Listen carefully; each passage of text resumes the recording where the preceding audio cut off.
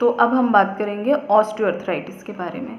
Osteoarthritis यानी degeneration of the joint. अब degeneration क्या होता है? डीजनरेशन का मतलब होता है जब कोई भी चीज़ थोड़ी थोड़ी ख़राब होना शुरू हो जाती है तो उसे हम डीजनरेशन बोलते हैं। जॉइंट्स हमारा बहुत सारी चीज़ों से मिलकर बना होता है। बोन्स होती हैं, लिगामेंट्स होते हैं, मेनिस्कस होता है, जॉइंट कैप्सूल होता है, साइनोवियल मेम्ब्रेन होती है। तो ये सारी चीज़ें मिलकर एक जॉइंट बनाती हैं।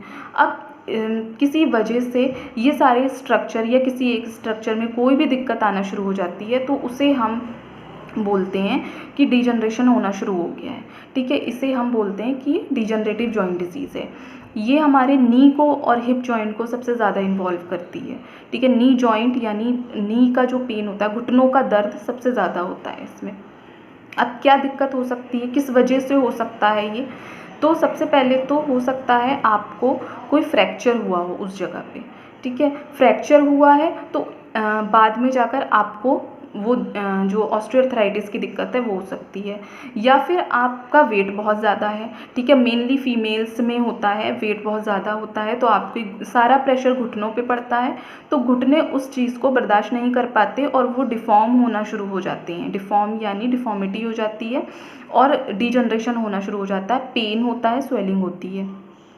ठीक है, या फिर आपको रिमेटॉइड अर्थराइटिस हुआ है जैसे कि मैंने पहले बताया, या इन्फेक्शन हुआ है, आपको कोई जॉइंट पे आपको कोई इन्फेक्शन हो गया है, और या फिर हो सकता है डायबिटीज़ की वजह से भी आपको दिक्कत हो सकती है जॉइंट पेन की।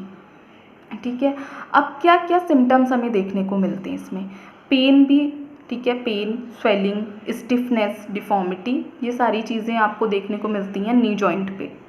ठीक है, शुरू में तो पेन जो होगा वो कभी कभी होगा, लेकिन जैसे जैसे बढ़ता चला जाएगा, टाइम बढ़ जाएगा तो ये पेन हमेशा बना रहता है। ठीक है, स्टिफनेस यानी पेन की वजह से आप जॉइंट को मूव तो नहीं कर पाएंगे तो स्टिफनेस हो जाएगी यानी जकड़न हो जाएगी जॉइंट्स में। मसल वीकनेस होगी और मसल टाइटनेस भी होगी। ठीक है, ये सारे सिम्टम्स हमें देखने को मिलते हैं नी जॉइंट में। ठीक है, क्योंकि और जो बहुत सारे लोग, मतलब जितने भी एक एज के बाद फीमेल्स में मेनली ये दिक्कत होना शुरू हो जाती है। ठीक, अब ये देखा गया है कि वेस्टर्न कंट्रीज़ में हिप जॉइंट सबसे ज़्यादा इन्वॉल्व होता है उनकी लिविंग हैबिट्स की वजह से, और इंडियन कंट्रीज़ या फिर एशियन कंट्रीज़ जो हैं, इंडिया में और एशियन कंट्रीज़ में ये देखा गया है कि नी जॉइंट सबसे ज़्यादा इन्वॉल्व होता है हमारी लिविंग हैबिट्स की वजह से। अब इंडिया में सबसे ज़्यादा जो है मोस्टली जो लेडीज़ हैं वो काम करती हैं उकड़ू बैठकर। ठीक है, तो हमारे घुटने पे प्रेशर पड़ता है तो हमारा नी जॉइंट सबसे ज़्यादा इन्वॉल्व होता है। अब हम ऐसा क्या करें, और हमें कट कट की आवाज़ भी आती है जब हम घुटना मोड़ कर बैठते हैं या स्टेयर क्लाइंबिंग करते हैं तो कट कट की आवाज़ आती है। ठीक है, तो ऐसा क्या करें जिससे कंडीशन हमारी वर्स ना हो और ज़्यादा ना बिगड़े?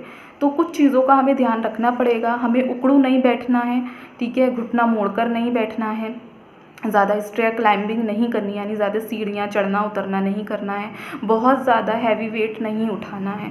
अगर आप हैवी वेट उठा भी रहे हैं तो आप किसी की हेल्प ले सकते हैं। ठीक है,